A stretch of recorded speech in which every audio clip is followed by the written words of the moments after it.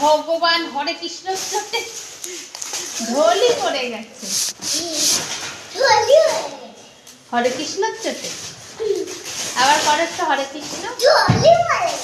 হ্যাঁ, এত হরে কৃষ্ণ চোট।